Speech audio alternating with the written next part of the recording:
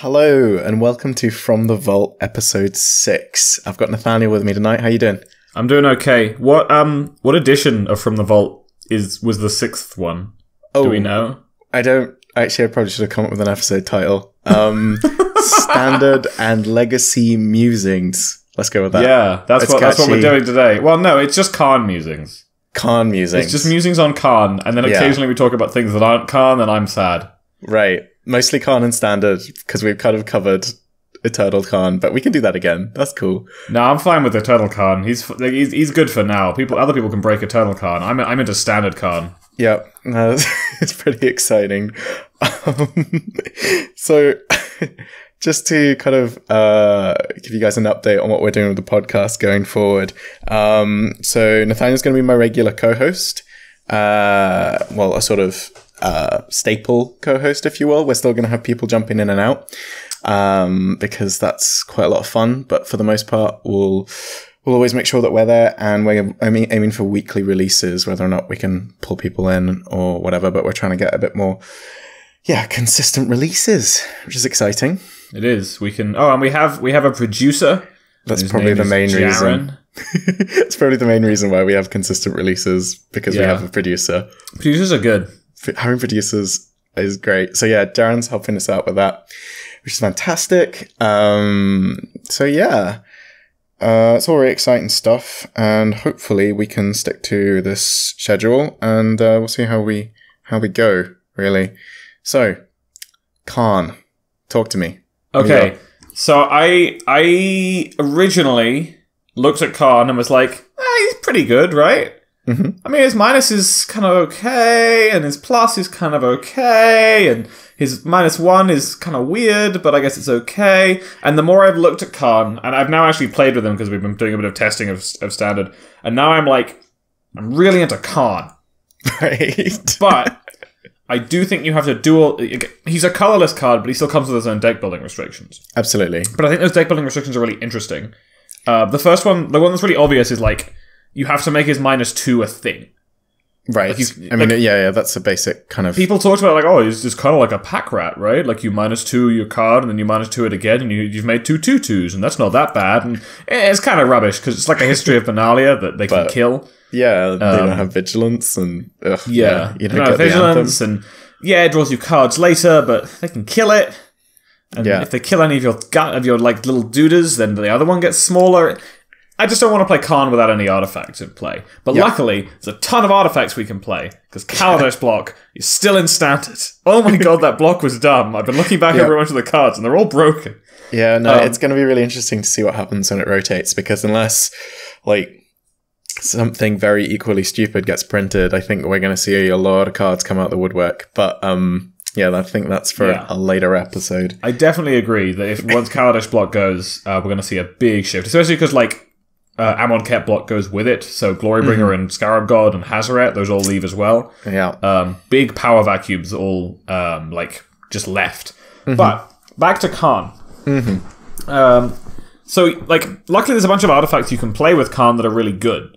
Bomat Courier is a good card. And actually people have been discovering, I think, as time has gone by, that actually Bomat Courier is, a better card than anybody suspected. Yep. And that it's actually just, really good. It's showing up in Modern and the Mono-Red aggro deck. It's people are trying, I say trying, but actually I've seen a couple Legacy decks kind of make it work.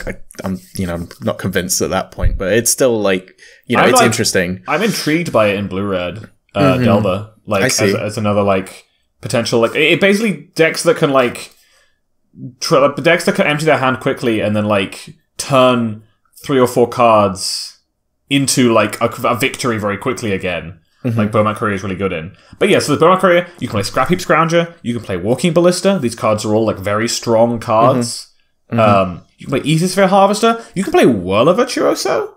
Yeah, I'm not sure how you do that, but it's something.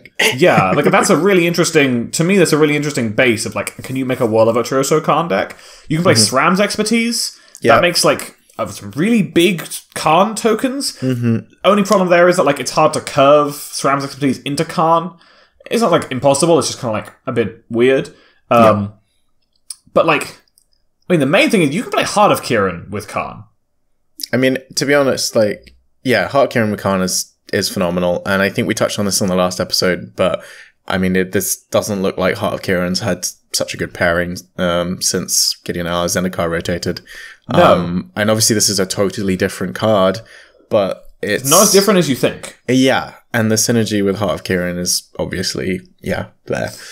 Well, like, so Heart of Kieran never really... So Chandra doesn't really pair in the same way because Chandra minuses for a bunch when she comes in normally. Mm-hmm. So you can't really crew Heart in the same way, so it can't defend her.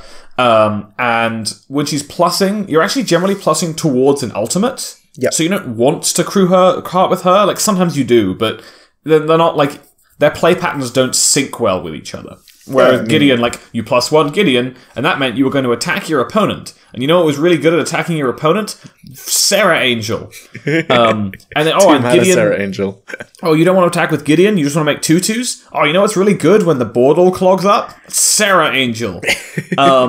So, like, Gideon just paired incredibly well with Heart of Kieran in everything he wanted to do. It's all to do with the play patterns, and I think you touching on Chandra's ultimate's like a really big deal because obviously Gideon and Karn are, sort of similar in their design, that they don't have a big I win the game button. They just kind of are just good cards with modal abilities that kind of bring them in different directions.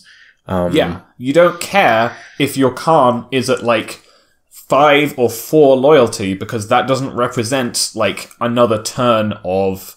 Like that doesn't represent an ultimate in some way. Mm-hmm. So you're pretty happy just spending Karn loyalty counters pretty liberally on like Heart of Kieran crewing activations and other things like that. Yep. And then obviously also Heart of Kieran makes Karn's dudes into real dudes. Mm-hmm. And here's where and Karn gets like 1 million loyalty.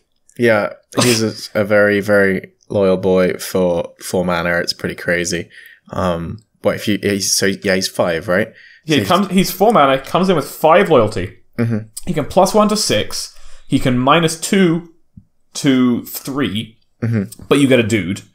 And he can -1, but he's very unlikely to be minus... Like, your first Karn is never going to -1. Yeah. The turn he comes in. So, you just said first Karn, and I want to talk about this because I've seen a lot of deck lists floating around with a kind of miser Karn. It just sort of seems to be chucked in to be like, we need a card advantage walker or something. And I'm not saying that this is strictly wrong, but looking at the design of the card and the play patterns that we just, we've kind of gone over, but we'll go over more, specifically with follow-up Karns. I mean, definitely.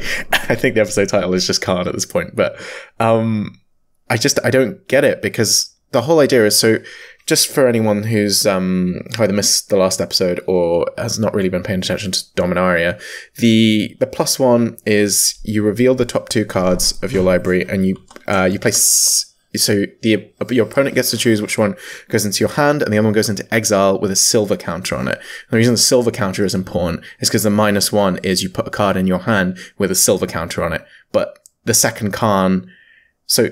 How do I say this? It doesn't matter which Karn put the silver counter on. If you cast... the Karn just wants to check if it has a silver counter on it. It's not like they're not associated with Karns. Yeah, exactly. So this is when you look at the kind of the miser Karns in deck lists, and it just kind of feels a bit wrong.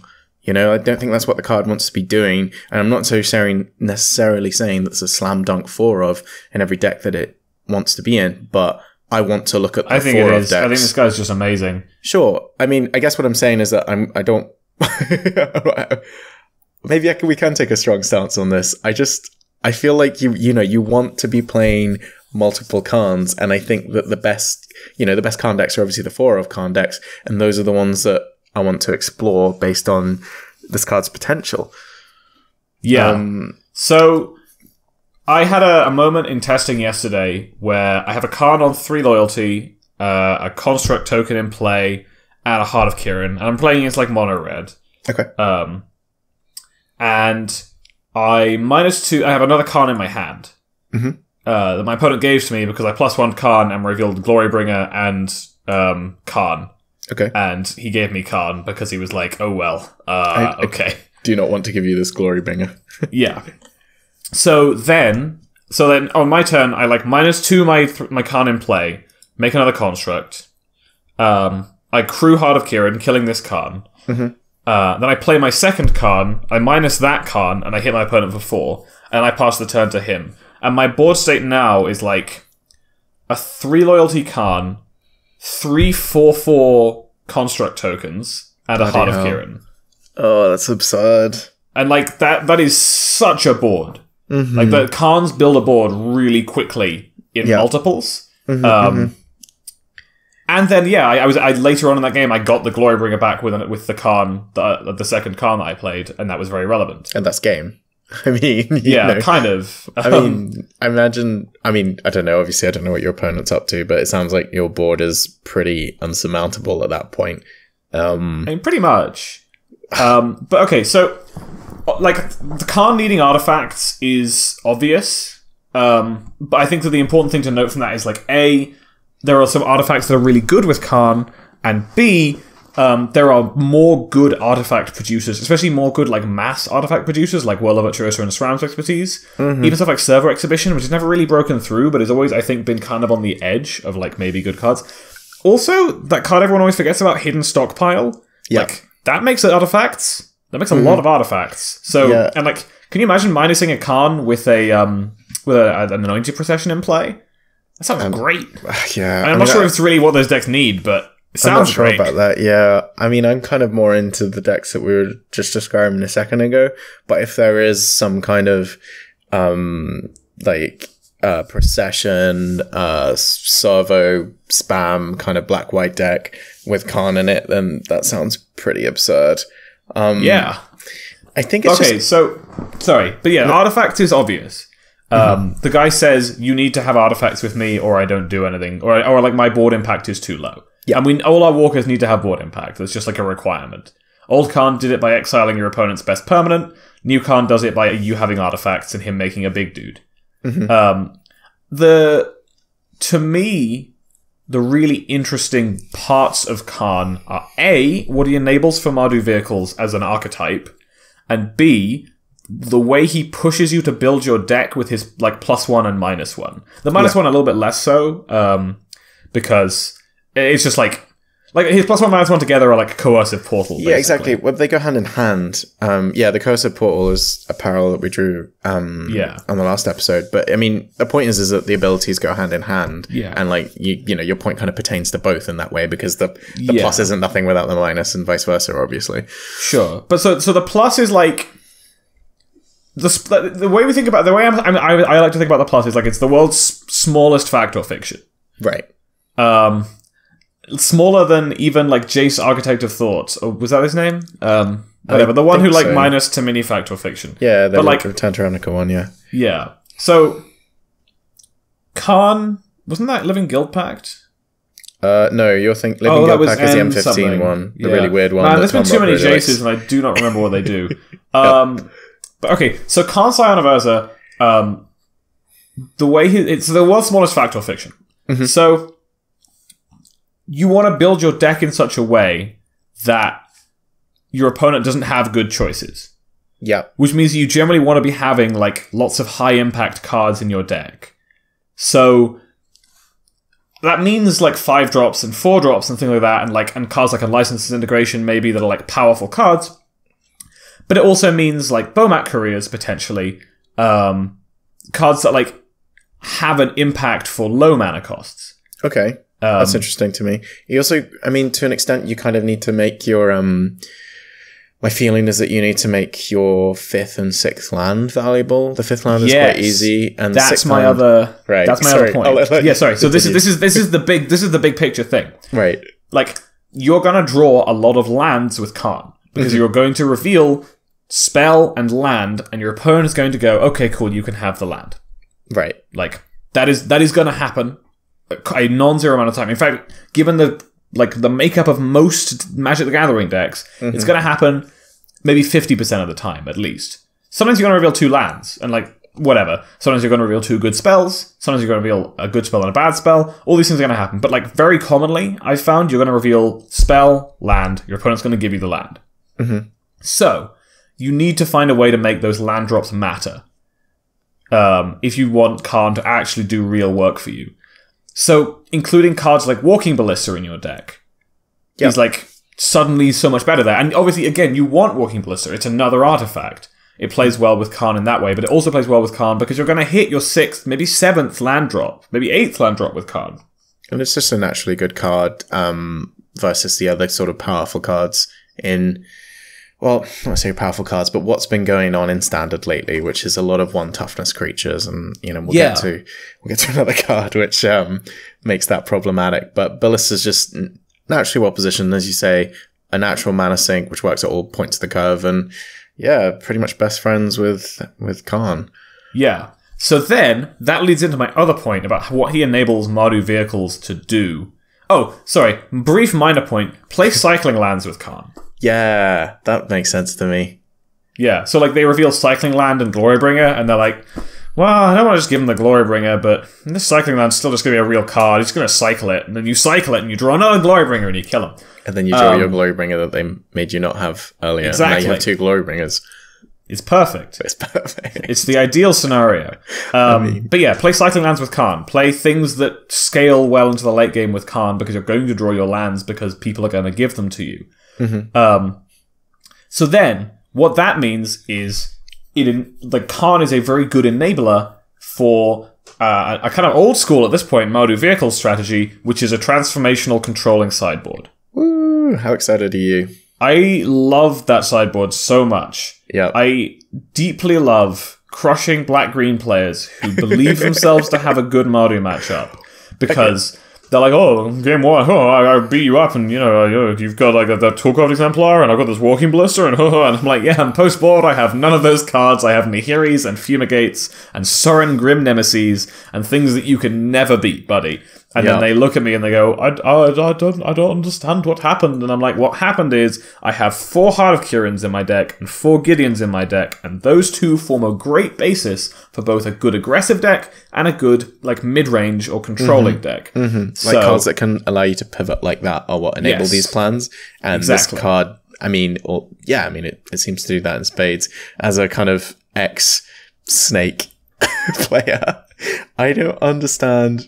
Speaking as, I guess I did this in the past, but I feel like I did this for maybe the set after Aether Revolt. I'm not even really sure.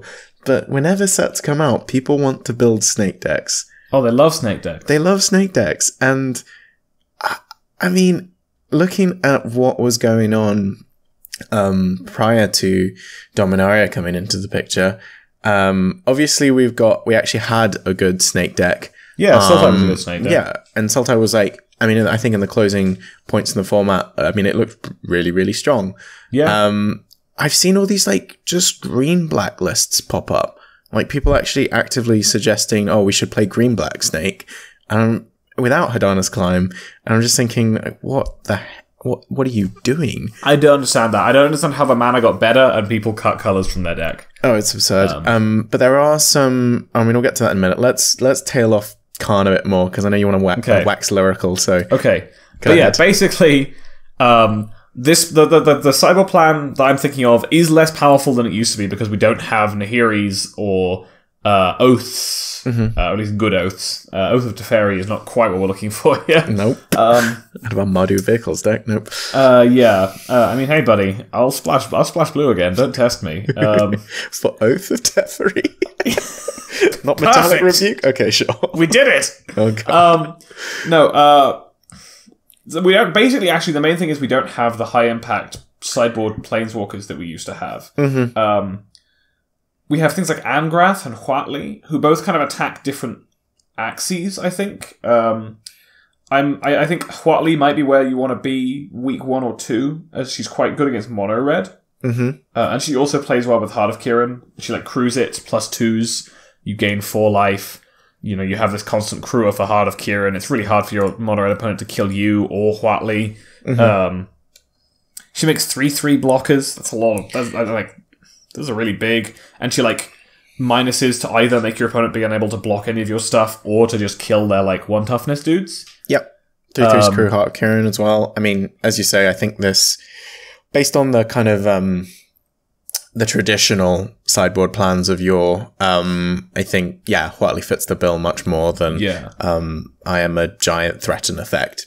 Not to say also, that won't be a good thing in time. Angrath does fit the bill, but not in week 1. Yes. Because I think in week 1, you want to be more positioned against aggressive decks, whereas Angrath, I think, is really good at beating up on control decks, because he's just like okay, I'm gonna shred your hand and then you're gonna die. I also think that... Is Angrath scary again? Okay, well, we do have... we're going to get into the monocolored decks after we put a pin in Karn. But obviously, I'll just say it, like Monogreen is sort of making waves online right now. And they're making Galters. And, I mean, threat and effects seem pretty good against Galters. What's your thoughts on that? I'm pretty into stealing my opponent's Galter. Yeah. But I'm also into playing Settle the Wreckage in my sideboard against these decks. Yes. So Settles seems to be a critical piece of the puzzle. And, I mean, hell, just bring good old Fumigate back. If people are making big, stupid green creatures, then Wrath of God them. Yeah. That is fair. I think it's... Yeah, I mean, obviously it's been a bit of in a weird position based on the fact that it doesn't kill, the big indestructible gods. But if people are playing these green decks or these, or even these token-based strategies, which are, reliant on Pride of the Conquerors and obviously a board state to make that work, then I don't know, if you can just buy enough time to get to Fumigate, then I think that's a pretty good game plan. Yeah, I could definitely get on board with that sort of thing. But basically, yeah, I'm very excited for what Karn can do to Mardu vehicles, because I think he provides a pivot piece. And unlike every other 4-drop of choice in Mardu vehicles since Gideon, he's capable of generating immediate actual card advantage. Yeah. Against a Vraska's Contempt. Because one of the problems I think for Mardu vehicles and for other Hazoret/Chandra decks at this point in time was that Vraska's Contempt was actually just a really good answer to both of those 4-drops. Yeah, because it was really unlikely you overplayed Chandra and then plussed her and generated an actual card. So the thing about that is that it kind of goes back to the kind of rule of standard at the moment, which is either, especially your lower on the curve. Well, I don't know. I think all across the curve, your creatures your threats need to either be, I'm going to generate some advantage, and if I get removed, then that's okay because I've still got half a card or whatever, or it's if I don't get removed, then this game is kind of going to spiral out of control. And that kind of works for all points in the curve. Obviously, Hazoret the Fervent is a very different magic card to Glint Sleeve Siphoner, but there have been points in Standard recently where turn 2 Glint Sleeve Siphoner was just game, Yeah. And they both do the similar thing of I'm going to dominate, I'm going to be what this game is about. Yeah. Until I'm gotten rid of. And that's also why, the combination of Attune with Ether, with Ether Hub and Glint Sleeve Siphoner was just bonkers, because you could get that sort of value on the next turn and then you're still kind of spiraling out of control as you're generating energy. But I mean, back to Karn, that's precisely it. What you're saying is that if it does get answered, it still will have done something. Either it's contributed to the board via a token, or, if you're in a really great position and you don't need to do that, then you've actually just put a real magic card in your hand and a card with a silver counter, which is going to get drawn at some point in the game later, assuming you built your deck with multiple Karns, which is what we're recommending at this point. Four of Karn. He's just such a good guy, and he's so good in multiples. Yeah. How much is it going for at the moment? It's 25 euros. I think it's something like that. Yeah, I've just got MKM open right now. I think it's 25 euros. But yeah, the card seems really great. And I think initially everybody was very... I don't know. The card looks weird. So it was doesn't mixed, and it does look weird. And it's kind of, like I say, it has a bunch of deck building restrictions. That you need to do to make it do work for you. But I don't think those restrictions are terrible. You still get to play good cards while obeying those restrictions, and then you get to play this incredible magic card. Absolutely. And as we said last week, as kind of and sort of what Riley touched on at the time, is that we really hope that this isn't another Smuggler's Copter.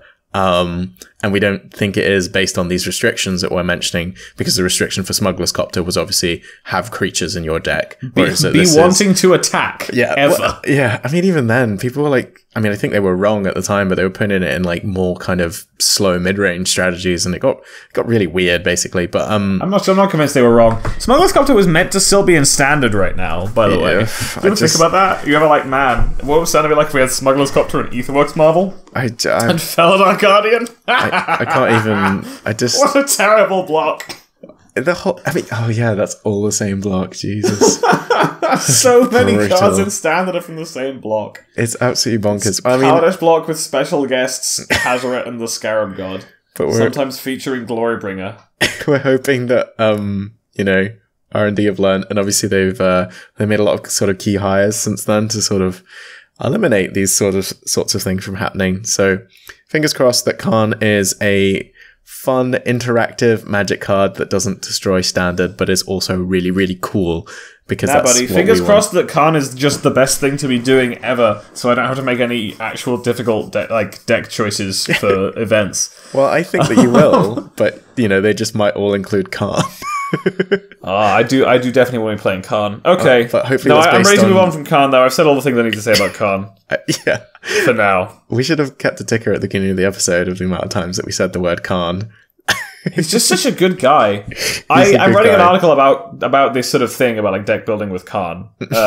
And like, I don't know. I compare him a little bit. You know how I get to talk a little bit.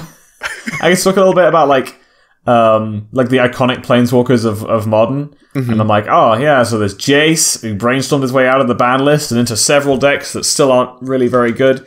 And Liliana's obviously very good, but nobody's really quite iconic as like old Karn Liberated.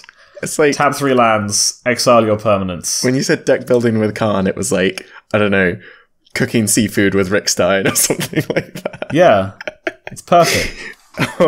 So onwards to other standard musings. You wanted to talk about all the monocolored decks, because people have been really hype on these 3-color, on these triple color. How do you say this? Triple color casting cost, or like triple casting cost of one color? Like I don't know. Everyone knows what I mean, but maybe nobody knows what I mean. Okay, so just for anyone that doesn't know what you mean, there is a cycle of cards in Dominaria, one for each color, which cost white, or green, etc. I tried to express it and I came up with the same conundrum that you did. But essentially, a few of these look like they're going to be role players going forward.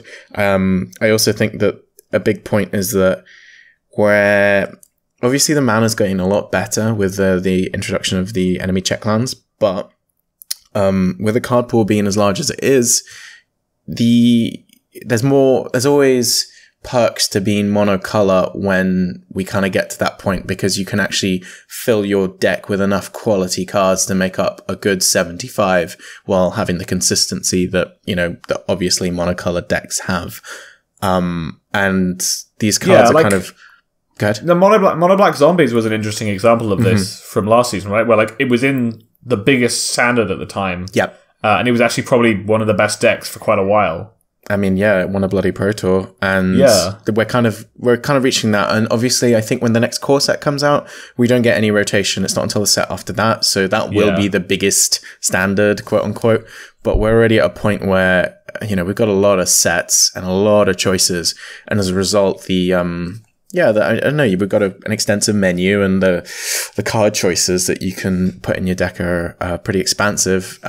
For the monocolored decks, and therefore, you can get some consistency that way, because, hell, if you're sleeving, 16 planes plus utility lands or whatever, which I'll get to in a minute. Yeah, if you never ever actually have problems with your, the colors of your mana, then that's really good. Compared to Mardu, which still kind of has the problem of mana, but I think it's gotten a bit better because I actually think Karn... Yeah. Having a colorless top end that is another artifact for your deck is good. Absolutely. But and obviously the minuses, the little artifact guys are going to enable your Spies of Industry, because that was always a situation. Like, I'd always find myself in these weird situations and in some past standards, post Gideon Allies Zendikar, should we say, where you've got this like Piathopter token on the board, and you look at their Spire Registry and you're thinking, do I kill this? Does that like screw them? Like, is this right? It does so much more often than it doesn't. I know, and it was so often the right play, but it's so difficult if you don't have any information on their hand, and you're just like, oh, I don't know if this is right. But you're right. I mean, more often than not, that was the correct decision. But going back to the monocolored decks, I guess we should just go through the cards. I mean, I think we touched on a few of them last week, but I think for the sake of for this episode, we should just go through them. Certainly the ones we're excited about. So to be clear, I think the most impactful ones are probably going to be in the Naya shard. Yeah, probably. I think the blue one, I think it's, despite the results of the Brawl challenge, I think it's too hard to make mono blue work in standard when you don't have 30 life and a Baral in the command zone. Although I do think that the Into the Royal, what's it called? Blink of an Eye is pretty good, but I don't know if it's like. Are we really playing Into the Royal in our standard decks now? Like, we have way better interaction than Into the Royal. A Tempest Djinn, like a 4/4 flyer, is not like. So I guess an X4 flyer, a flyer that what dies to Glorybringer is not a payoff, or Chandra. Like this is not a payoff for like being mono blue that makes me want to play Into the Royal. No, to be clear, I totally agree. Cool, I guess all I'm saying is that like, you know, mono blue interaction is always going to be a kind of low, and this is probably the height, but that's not good enough. We do have Unsummon, right? Sure, we have Unsummon. Okay. Anyway, let's if you get some aggressive early creatures, maybe you can play like a mono blue deck. But whatever, mono blue is rubbish. Don't play it right now. Sure. So let's talk about the ones that we think are good. So I think the elephant in the room at the moment, if you're paying attention to any kind of modo testing, is Goblin Chainwhirler. So it's Goblin Chainwhirler is red for a 3/3 goblin. I don't know what kind of goblin, but a goblin. I'll look it up. I bet he's like a goblin shaman. That sounds like definitely what I would assume from Chainwhirler. Anyway, you do that. I'm going to keep talking. So he's a 3/3 for red with first strike. And when he enters the battlefield, he deals 1 damage to target opponent and each creature that opponent controls. Each opponent, each creature and planeswalker they control. And planeswalker, that's it, because of course we've got like... We've changed the rules, boys. People keep bolting me on Modo instead of my planeswalkers. It's great. Yeah, so that's a good moment for a PSA. Click on the planeswalker. Don't expect the redirect pop up. So Chainwhirler. Chainwhirler is a very good Magic the Gathering card. It kind of... I mean, it deals with all of these token strategies that have been popping up very, very cleanly. We're going to talk about something that kind of counters that, but again, we'll get to that in a minute. But essentially, it's a good foil for all these counter strategies. There's also an unreasonable amount of good, like 1 toughness creatures in standard at the moment, both from the kind of mid-range decks and the aggressive decks. And yeah, I mean, this answers them very, very cleanly. It's a really, really scary 2-for-1.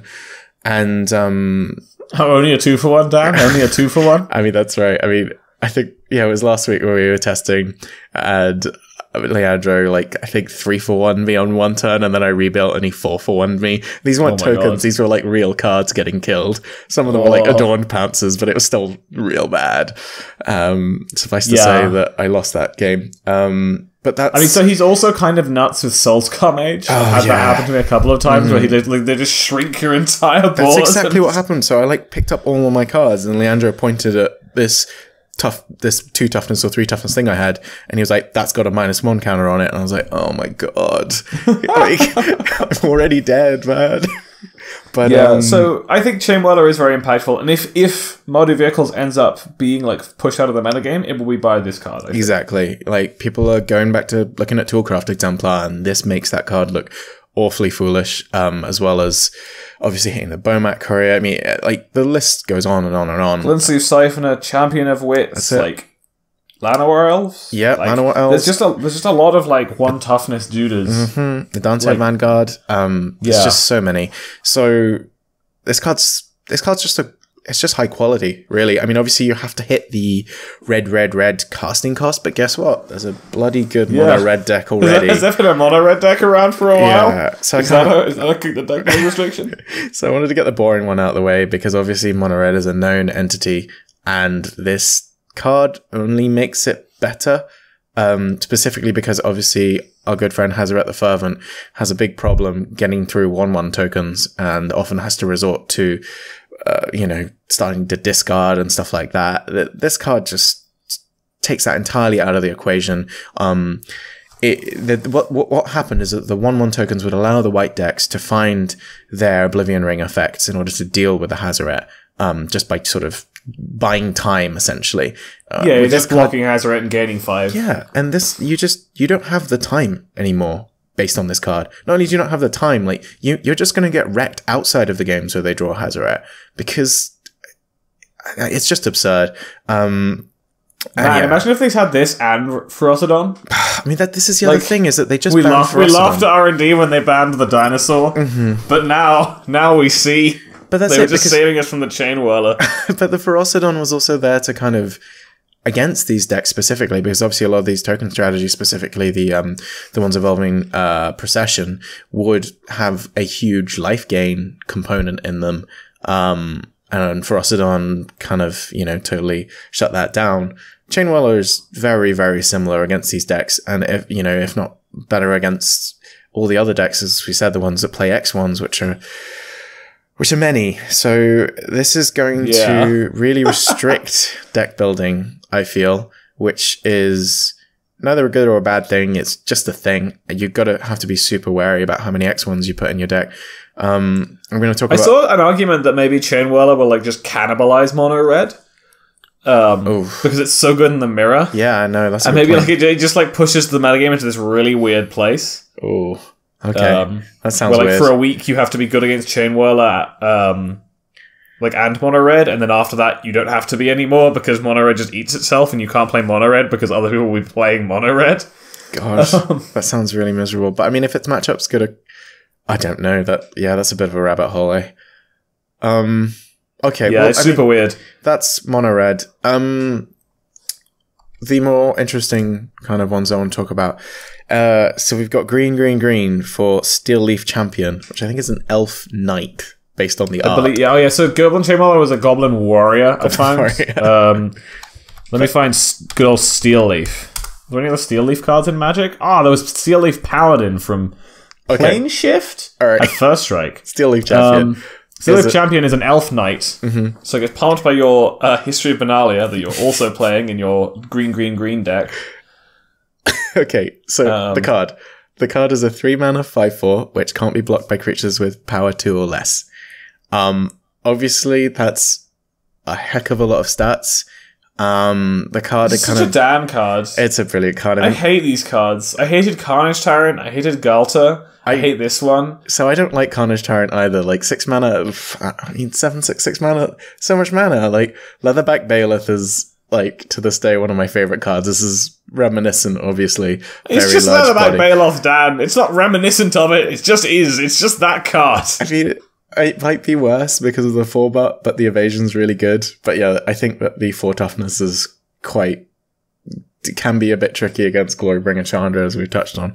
However, there's a mono-green deck that's been making waves at the moment. There was already a deck prior to Dominaria, which was playing Ronus's Monument and Galta Primal Hunger with the very, very, very large dinosaur. A lot of folks think that this deck is good. I think that might just be... I'm not sure. That might just be because right now everybody's just kind of trying to... Obviously, the aggro decks are a bit easier to build than the mid-range and control decks. And obviously, this deck is always going to win based on size. So it could just be that kind of phenomenon that we're seeing. But what do you think? So I have my takes on Steel Leaf Champion, which is that everyone is on red removal right now, which doesn't really deal with Steel Leaf Champion that well. No one's playing Harness Lightning. Everyone's playing Braids and Lightning Strikes and things that deal 3 damage and not 4. Yeah. Or they're playing kind of white tokeny strategies, which Steel Leaf Champion also kind of hates on quite well. Yeah. I think that it's very possible that a Steel Leaf Champion deck is the best deck for a week, but to me, it's the kind of deck that doesn't seem like it can survive being targeted. Mm-hmm. Because like if a metagame arises where you have to be able to kill Steel Leaf Champion, I don't think there's going to be a huge host of decks that are like, oh no, I can't kill Steel Leaf Champion. You'll just have a bunch of people being like, okay, well, I've shifted and now I'm playing Cast Down. Yeah, or I was just going to say, Cast Down is just been printed, and that's an obvious, Yeah, I'm not mono red. I'm splashing black for Unlicensed Integration now because I get Scrappy Scrounger as well. Or maybe I'm still mono red, but I'm playing Fight with Fire. Yeah, so like, Fight with Fire is... I think that card is close enough to playable. Like, mono red has played Puncturing Blow in the past, and I think that Fight with Fire is like a very similar card in terms of like, yes, it's worse than potential other options in other colors, but you're playing a monocolor deck, and this is just this just does the things you need it to do. Absolutely. So, mono green is, as we said, kind of getting results at the moment. How long that lasts is, we'll see. Finally, I think it's definitely a deck that can take a weekend, but I think it's a kind of deck that could never survive at the top of a metagame because I think it's too hard for it to adjust. I agree with you. That said, there are some interesting builds that I think do have real promise, which are splashing blue for Negate and Hidana's Climb. I think those are probably... I mean, those are just the best builds. There's... there was an SCG video, I think, with mono green deck, and I was checking the sideboard because everybody's... Well, the Hidana's Climb versions are making waves at the moment, and I think that's just the correct version. Like, I mean, how else are you going to beat Fumigate and Settle? Like, we touched on this. That's what we think. Like, that's where the metagame goes. Like, that's the end state of the metagame of, I have to beat Steel Leaf Champion. Yeah. Or at least the kind of, is that you get to a point where everyone's like, okay, well, I will play Fumigate and Settle the Wreckage. And if you can beat that, then you're in a good space. But I'm not convinced that just playing Negate totally beats that. And I'm also not convinced that it like puts you in such a great position that you can beat everybody else as well. It feels like a bit of a catch, but I also think that... It definitely is better.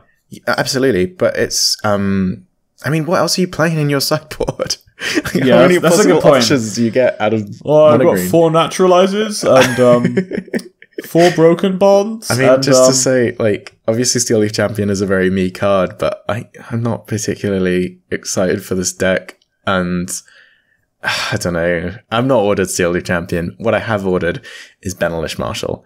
Ooh, okay. Dan's other favourite colour. White. So. white for a 3/3 human knight. Other creatures you control get +1/+1. So we've got... This guy does get pumped by your History of Benalia. Does get pumped by History of Benalia. Which you are playing in this deck. Which you are definitely playing in this deck, because I mean, the 2 best cards in the set, I think, are Karn and History of Benalia. So I've gone through a couple of iterations of mono white. There's a whole bunch of cards that have come out, including Dauntless Bodyguard, as well as, there's the Knight of Grace, which is a new white knight kind of effect, and History of Benalia that we've touched on. The version that I want to test this week is, so credit to Yeoman in the game Discord, which posted, he 5-0'd with a list, which was kind of artifact based, playing, so I guess I'll just run through it. It's splashing black. So the mana base is 4 Concealed Courtyard, 3 Isolated Chapel, 4 Sheffet Dunes. He's playing a Grasping Dunes, which he's convinced is correct, and Plains. 1-drops. We did just talk about how there's a bunch of good 1 toughness dudes. Yeah, exactly. We were quizzing him about whether or not that should be Scavenger Grounds, but apparently the play patterns just weren't lending to it, and Grasping Dunes was just so good in the matchups where it was good. Anyway, 1-drops, 4 Dauntless Bodyguard, 4 Legion's Landing, 4 Toolcraft Exemplar. So that's the angle. 2-drops are 4 Scrappy Scrounger, 4 Servo Exhibition, and 3 Pride of the Conquerors. 3-drops, this is where we get the new kids on the block. 4 History of Benalia, 4 Benelish Marshal. And 4-drops are 4 SRAM's Expertise. And then we've got a Miser Lyra Dawnbringer in the main with another on the side. Sideboard has some vehicle plans, as well as 4 of Thopter Arrest, some ways of dealing with artifacts and enchantments, and couple of Karns. So I'm not sure about the sideboard there, but I want to start off with this and see where the plans are, where the sideboard plans are. I'm quite excited to play SRAM's Expertise and play a 3 Benalish Marshal off it. I know that's very obvious, but that is great. That's pretty exciting. I mean, even playing a History of Benalia off it is also pretty exciting. Oh my god, that's playing a Fight of Conquerors off it, less exciting, but potentially good. Potentially. I do. I actually quite like the Lyra. I think that Lyra is again another reason why Mono Red should probably be running Fight with Fire. Mm-hmm, agreed. I've come kind of full circle on it. Otherwise, this card's just going to destroy you. Yeah, I've come full circle on it a little bit. I think we talked about it around spoiler time. We were thinking, well, is Baneslayer Angel where we want to be? Blah blah blah. But yeah, I think the 5 toughness is extremely relevant against all the red base removal, as we've kind of touched on. And I think it's just a really powerful Magic card on rate. So yeah, I got myself a couple today. So I'm excited for that. I'm excited for this deck. I want to give it a crack this week. I think the Black Splash for Scrap Heap seems worthy based on the fact that enables you to play Toolcraft. Yeah, Toolcraft's a really good 1-drop. Mm-hmm. And I'm expecting to get wrecked by some Chain Whirlers, but I want to see if Benalish Marshal will be enough to kind of push it through. I'm very, very conscious of the fact that you can, end of turn Lightning Strike your Benalish Marshal, untap Chain Whirler. That's not lost on me and something that is scary. But we'll see. Benalish Marshal being a 3/3 is like... I mean, I know that if it was a 3/4, it would be absurd. Mm-hmm. But like as a 3/3, it is slightly vulnerable. Mm-hmm, mm-hmm. So that's what I want to be trying in mono white this week. Last week I was fooling around like a Downtoe Vanguards and a Dawn Pouncers based on some lists that I'd seen and sort of fooling around with green white stuff. The kind of appeal to authority deck prior to Dominaria. I think that this might be a good way to go. I'm quite interested in the vehicle plan post board, so I'm going to get the author's thoughts on board plans and things like that. But yeah, it's exciting. So there's also people talking about mono black aggro, and obviously there's this mono blue stuff, but I'm not as excited about these things, and I don't particularly want to dive deep on those. I think that Dreadshade is potentially better than it looks. Right. It is really big. Yes. I think it's really easy to underestimate, black get +1/+1. Mm-hmm. That thing is huge. You untap and it's a 6/6. I agree, but at the same time, I'm like, I don't know. It's a 6/6. I mean, it's gonna kill you real fast. That's also so much mana, right? Kind of. I don't know. I mean, yeah, it's probably not good, but I mean, even I think it's one of those cards that could surprise you. Mm-hmm. I think Brad Nelson tested it in an SCG video, and he only had a couple, and he was actually talking about the mono black deck sort of prior to Dominaria and how it actually competed with Ruin Radar on the curve. Because the mono black deck is okay. So we wouldn't talk about it, but we'll talk about it real quick. It's essentially 1-drop spam, right? They've got all these vicious conquistadors and all this kind of and the pirate, I can't remember his name. And they're all just kind of looking to go Grasping Scoundrel, one drop, Grasping Scoundrel, that's it. So the curve's a bit of a problem. I'm really not into it. I think that... But that concludes my thoughts on mono white anyway. I think Benalish Marshal and History of Benalia obviously go together, and I think that they're strong Magic cards, and I want to see their potential. And we'll see come week 1 what I want to be doing. It could be that it could be this, but maybe we figure out some kind of weird Karn Mardu list or something else. And I feel like this is the sort of thing to play maybe a bit later. Maybe once the format is settled into once Scarab God is good again. This looks pretty good against Scarab God. Yeah, and we might. I mean, I feel like this also. I realized what was off about this list to me, and what made me realize it was definitely a Yeoman list is that it's playing 0 pieces of removal in the main deck. Yeah, that dude does not like playing removal in his decks. He's just about pushing, which I can respect. I dig that. I just I would maybe something here to be a couple of Thopter arrests, but I'm not sure what. It's tough, but I need to give it a crack, basically. I mean, it could be that it's the Lyra and I don't know. I'm really not sure. But I want to start with the 75. I want to get his thoughts and sort of go from there. It's kind of how I like to do things at the moment, rather than trying to hack at it from the get-go. So I think that sort of concludes what I wanted to talk about with the monocolor decks. In terms of upcoming tournaments, we've got so obviously it's released this weekend, and then we've got a couple of PPTQs the week after. I think Paisley's on the Saturday, and then there's West End Games in Glasgow on the Sunday. So that's exciting. I don't think I'll be making it to West End Games, but there is I'll definitely be making Paisley. That's all exciting. The week after that, we've got GP Birmingham, which I feel like I talk about every week, but that's because I'm really, really excited to play another Legacy GP. And I'm aware of the time, but let's try and talk about Grixis. And we've got a whole bunch of topics, but I do want to talk about Grixis today. Recently, the trend has been to play Spell Pierce in the flex slots, if you will, of Grixis. And the most recent Bob Huang list, which we know is the author of, well, the guy who made Spell Pierce. He's the guy you should listen to. If you want to play Grixis Delver, you should just listen to Bob. Exactly. And he's the guy that a really good player. Popularized the Spell Pierce, when prior to that, Cabal Therapy was standard. So he registered the list with Cabal Therapies. And Nathaniel has also been playing Cabal Therapies for the last few weeks. Yes. What do you reckon, man? So basically, I think that Cabal Therapy positions you a bit interestingly against a lot of the decks, like Depths, for example. The ones that just like... So basically, this is kind of my thoughts on Grixis in general, is that it's the top dog in the format, and so everyone's targeting you. Mm-hmm. Everyone gets to play their like big haymakers and their hate pieces against you. But you don't really get to play those against them, because the format's so wide that you can't afford to play like narrow sideboard cards like that. Mm-hmm. So there's two things to that. One is that I think Cabal Therapy excels there, where Spell Pierce doesn't quite, because Cabal Therapy proactively deals with problems. I think Spell Pierce being a known entity is always something...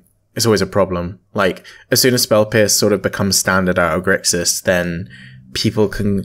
when they can play around it, they will. And I know that you often can't against the Wasteland deck, but it's still it being a known entity. There's that, but there's also the fact that like sometimes the weird thing they play to beat you doesn't get countered by Spell Pierce.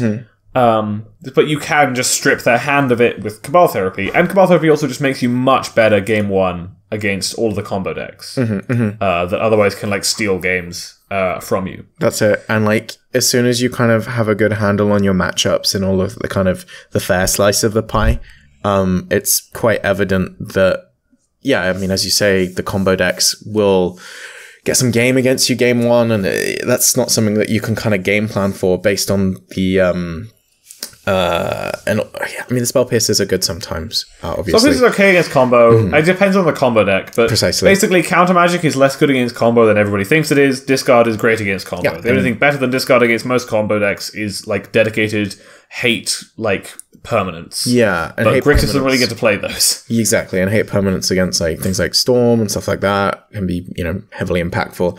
And obviously, Grixis plays Probe.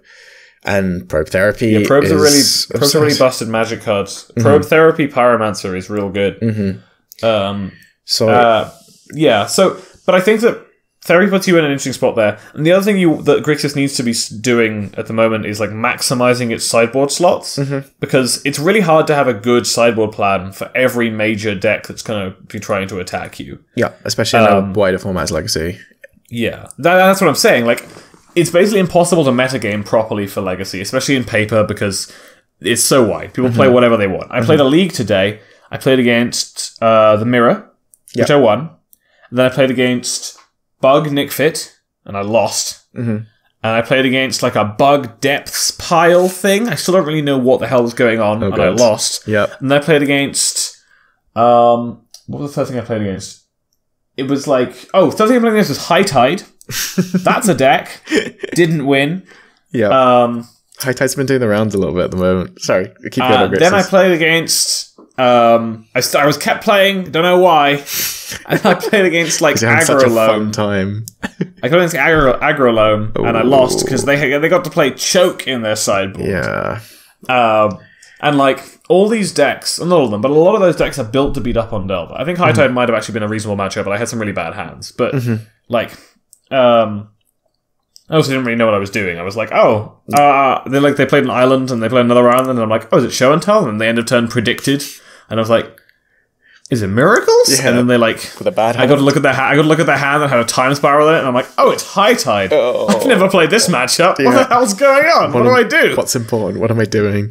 Yeah, what do I counter? What do I take with my therapy? Like, I'm probably the time spiral, right? But I don't have a therapy, so I guess I'll just die. But yes, I played against these 4 different decks that are like total, like they're not on MTG top 8, basically, right? Like, or they don't have metagame shares of any real number. You're not going to see them very often. And so it's so hard to have real, like, strong plans for everything. Yeah. So you want to have, like, the best card in my sideboard was one that Bob Wang was playing, and one that, like, stupid rug players. God damn it, I hate when you're right. Was Dead Gone. Dead Gone's so good. Which is split cards. For anyone who doesn't know, one half of it is like red, deal 2 damage to target creature, instant. So like shock. I guess like the front half of Shivan Fire. And the other half is 3 mana, 2 and a red. Return target creature you don't control to its owner's hand. Very good against 2020 tokens. Yeah. When they're not waste locking you. Important caveat. Not bad against 5/5 zombie fish either. Yep. Also good there. And kills their Deathright Shaman and bounces a zombie fish. Kills Delvers, kills Deathright Shamans, kills Thalias. Like, basically, when you want another shock in your sideboard, which is pretty commonly, it's a shock. And when you want a bounce spell in your sideboard, which is slightly less commonly, but still an amount of the time, it's a bounce spell. And you don't have to spend 2 slots on Shock and Vapor Snag. Note that you probably shouldn't put Shock in your Legacy sideboards, but if you really want to, I guess you can. You can. So I was going through, obviously I play Rug Delver, Canadian Thresh. I went through phases of playing 2 Dead Gons in my main, based on kind of the Rug hive mind and sort of where we wanted to be at that point. It's a really important split card because, you know, we usually play Dismember and Forked Bolt, and it's not quite a Dismember against the zombie fish, but you can bounce it, and it's not quite a Forked Bolt when you want to be taking care of young Pyromancer and his friends. But it kind of, you know, acts as both for one card. I'm actually back on playing the Dismember and the Fork Bolt now, but Dead Gone is a really powerful sideboard card, or a sort of additional main deck removal spell. But let's go back to Dead Gone out of Grixis, because if we get me started on Canadian Thresh, we'll overrun, and we can keep that for next week. Never stop. Never stop. We'll literally never stop talking about Canadian Thresh. So no, I mean, so it just does similar things, but it's just that, you know, like, you don't have that many. You have a lot of game matchups where you want more removal spells. It's hard to put removal spells in your sideboard because they're just kind of low impact. Like, you can maybe play a Dismember, but are you even that excited to play Dismember against, like, Elves or Death and Taxes? Not at all. But you kind of do want, like, another Lightning Bolt. You maybe want to be on, like, 5 or 6 Lightning Bolts. Yeah. And you can maybe be at 5 from the Forked Bolt, but then the Dead Gone lets you be at 6, and suddenly, like, that's about as many Lightning Bolts as I want in this matchup. I want to talk about 2020 tokens and Dead Gone. For anyone that doesn't play Legacy, whenever I'm talking about 2020 tokens, I'm talking about the Dark Depths combo, I'm talking about Marital Age, and I'm talking about lands and Turbo Depths, or Reanimated Depths. Turbo Depths is certainly bigger right now. Sure, and I mean, Reanimated Depths is pretty big in Edinburgh, I guess, considering we have 2 pilots. But Bob is no longer playing Edict. This is something I wanted to talk about. Marsh Casualties is still there. So for a little bit of a recent history lesson in Grixis, tradition was always to run 1 tropical island, 2 underground seas, and 3 volcanic islands. Recently, the numbers have been shifted there so that you play 2 volcanic islands and 3 underground seas to pay for all these black cards that you're playing, specifically Marsh Casualties and Liliana the Last Hope. So I have actually been running a slightly different build that lots of Delver players have been talking about that I am convinced is correct, which is 7 fetch lands, 3 seas, 3 vaults. Yes. Right, because obviously you want your third red source to fetch. I've seen that. I think that, I think that could be right. It certainly felt good. I so far haven't had any problems with not having a fetch land when I needed one. But having a normal land, for example, and it's harder for you to having the safety of just not it's so hard to waste you off of a color now, and that's important in Grixis Delver mirrors. Yeah. So he's no longer playing Edict, and I guess that speaks volumes of Dead Gone. And I've said it before. I've been playing against lands where they're on the Wastelock plan. Because I've not had the pressure, and therefore spending 3 mana to bounce the token can be a problem. But if they're killing you with a Wastelock plan, that's how they're killing you. Lands doesn't need to kill you quick. Exactly. They have Loam and Wasteland. Those cards are really good against Delver. Precisely. And they're either going to I'm not going to talk about what's good against you, what's bad against you, blah blah blah. But the way that lands can win is either it's the fast combo turns, or it's the slowly punishing fire you out the game, or it's the Wastelock you out of the game and whatever, you have no lands. If the game has gotten to the point where they're Wastelocking you, it doesn't matter what's in your hand anymore. Nothing matters. The Dead Gone is there for those... There are many games where you make them have to make a 20/20 because you keep hitting them. Exactly. And then they make a 20/20 and then you bounce it to their hand and they go, oh, okay. I'm done here. And it's also very, very good against Turbo Depths, a deck that is kind of on the up at the moment because it preys on Grixis Delver, because Grixis Delver isn't that good at interacting with lands. You don't play Stifle, and you're kind of and fast combo backed up with discard is pretty good at stopping Grixis from doing its thing. And they also play 4 Pithing Needles, some stupid number of Pithing Needles to beat Wasteland. That's it. People keep thinking that Wasteland is the answer, but no, Turbo Depths is it doesn't care. They do. They definitely care. That's why they play 4 Pithing Needles, but they have a reasonable shot of stopping you from Wastelanding them off of their combo. Absolutely.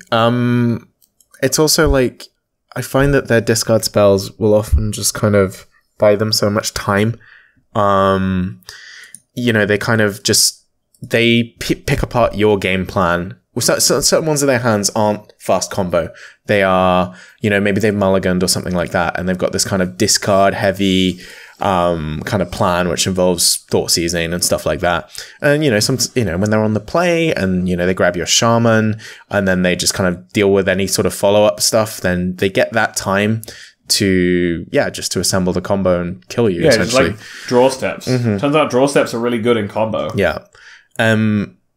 And obviously they play Sylvan Safekeeper, which it doesn't matter if you're playing Edict or Dead Gone at that point. Nope. So, but anyway, I just found it really interesting that Edict, which has been up to a 2 of in sideboards, and obviously main deck and the more mid-range controlling decks, is no longer in Bob's list, which is, it's super interesting. He's got, back to the therapies, he's got 4 therapies across the 75. So obviously he's playing the full complement of Young Pyromancer, 2 therapies in the main where the spell pierces are in the sort of old tradition, quote unquote traditional builds for the last couple of months. And then he's got the other 2 therapies on the side. The rest of the sideboard's quite interesting. We'll post this list in the show notes, as well as the list we've been talking about, mono white, and I guess we've not really landed on anything for Mardu, but anyway. I have a Mardu list, but it's probably going to go up with my article. Cool, that sounds good. So this sideboard for the Grixis, 2 Cabal Therapies, 1 Pithy Needle, 2 Pyroblasts, single Spell Pierce, 2 Surgicals, 2 Ancient Grudges, Marsh Casualties, so 1 Marsh Casualties, 1 Dismember, 1 Liliana the Last Hope, 1 True Name Nemesis, and 1 Dead Gone. Before, I think this build is very interesting. And is this what you're looking to be playing going forward, and potentially what you see for them? It's what I've been playing with a few changes to the sideboard. I've been playing on a Braid instead of the second Ancient Grudge. I love it.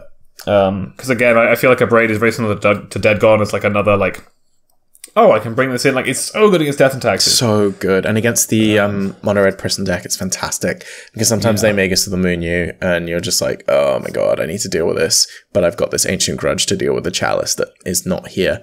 So the Abrade is a fantastic split card there. I've, again, been playing that split. And when I was playing 3 sort of shatter effects, or whatever you want to call them, in my sideboard, so I had the 1-1 split, and I was trying to figure out what I wanted as my third one, and I actually just played the second Abrade. I mean, obviously that's Rug, which is different, but I think that, you know, if you're in matchups where you have to kill all the things, so, you know, D&T or Elves, it's really good to kind of have that that flex spot. So that's really cool. But no, this is like where I think I want to start with testing for Birmingham. I'm mostly decided that I'm just going to play Grixis. I have been having a miserable time testing it so far. I keep drawing like my 4th and 5th lands when I need to be drawing spells in a deck that runs like 18 lands, like 14 mana producing lands, and I keep going up. I keep drawing like my 4th and 5th ones, and just being like, man, why? Yeah, please just let me draw spells. But it is a very strong deck, and it does do a lot of its things very well. And Young Pyromancer is a hell of a card. Yep. So I'm gonna keep chugging along with it and see if I can't like tweak it to make it like it runs well as I can for me. I might try and fit like Price of Progresses in the sideboard. I'm a big fan of that card, and I like the way that positions you against stuff like Check Pile and Eldrazi and other like slow decks that play a lot of non-basics. I can definitely see room for that. I'm also I mean, so some things have like some board plans have it, some don't. I'm personally a fan of it. For example, like Pithing Needle isn't a card I'm a big fan of. It does cover you against lots of things. I just find it to be like slightly too low impact to be that interesting to me. Whereas like I'd much rather have Price of Progress against lands than Pithing Needle. Obviously, Pithing Needle can bring in against lots of other things, but I'd rather have like high impact cards rather than like low impact wide cards. I know I've just been talking about cards that like are wide, but like, I don't know. Dead Gone can be pretty high impact. Abrade is pretty high impact in the way that it works, and like, but they also happen to be like split. No, you're absolutely right. I think that it's really interesting that Flusterstorm has been the typical 1 mana deal with the 1 mana kind of soft mission that comes out of Delver decks, or any deck really. That's a pretty classic sideboard choice. I think it's really interesting that Bob's still playing Pierce here. There are so many targets that Flusterstorm doesn't hit in the current kind of legacy meta. If people are playing like Mono Red Prison against you, Flusterstorm looks rubbish. Flusterstorm looks terrible. And then there's all these kind of, you know, people are trying to Liliana each other, for crying out loud. And I mean, I think this is a cool choice. I'm actually going down on Flusterstorm numbers myself as well. I'm still playing 1 because it's still good. It's still very good, and obviously a huge foil in the kind of any matchup where you're going to get in a counter fight or any combo matchup, and it's, you know, obviously fantastic against combo. But this is interesting and a good starting point. I like your changes. I like the Abrade. I think that the land base sounds really interesting. And yeah, let's just get as many reps as we can before Birmingham and see how we go. That's the plan. I'm still just play a lot and play against people who don't really know what they're doing because it's paper legacy. Oh god, yeah. I mean, day one's going to be a bit of shamble, I think. Both in playing against people that are probably unfamiliar and playing against some weird stuff that might be unprepared for. But we'll deal with that as and when. We'll figure it out. Yeah. So, I think this is a good point to finish this off. I think we've talked about some good stuff. Yeah. Go out, play your Karns, but play them with artifacts and other with Karns. Things. Yeah, and other Karns and ways of making his +1 matter. No, I mean, I think ways of making this +1 matter is a good bit. But anyway, thank you so much for joining us for this episode. As usual, please check out MatthewsVault.com. We've also got a WordPress site, which we'll put a link to. These are all getting consolidated still. But Nathaniel will be writing his Karn article, which will be going up soon. And we have a couple of articles up from other people who aren't me as well. Yeah, we've got a couple new writers in the team as well who are hard at work putting content out, and it's all really good stuff. So check it out. And if you're ever in Edinburgh, swing by Murphy's Vault. We've got events on pretty much every single night of the week, and there's always somebody playing some format in there pretty much all times of day. So check it out. Anything else before we close off? No, I think I'm good. Cool. I guess this was from the Vault Karns. From the Vault Karn. There are going to be 3 cards in that pile. Maybe there's... No. Wait. What? I bet you there's there was a weird card with Karn on it. If you can just put cards with Karn's face on it in the From the Vault Karns, then you have Distant Memories, which is a weird... It's 4 mana, search your library for a card, and then exile it and shuffle your library, and any opponent can put that card into your hand, and if they don't, you draw 3 cards. Oh my god. And then there's... What? That's it's Diabolic Tutor. There's the new... Or maybe Concentrate. There's the new Time Walk as well. That's got to be in there, right? Can't temporal something. Yep. We can make a From the Vault Karns. Okay. I mean, they can't make From the Vaults anymore because they stopped doing it just before we started the podcast. I mean, that's cool. But we could use Signature Spellbook Karn. I mean, no, it's got to be From the Vault. Is it over the... Anyway, we'll put it From the Vault cards together. Sick. Oh, me and Alex opened 2 foil Karn's Temporal Sundering at the Two-Headed Giant pre-release. Oh, wow. Okay. That card is pretty in foil. And you know what's even prettier? Bouncing your opponent's best creature and taking an extra turn. In Two-Headed Giant. Oh my god, that's absurd. Yeah, that was a good time. I think that's a good place to end From the Vault Karns. From the Vault Karns. Once again, guys, thanks for joining us. We're From the Vault, from Murphy's Vault. Catch you later.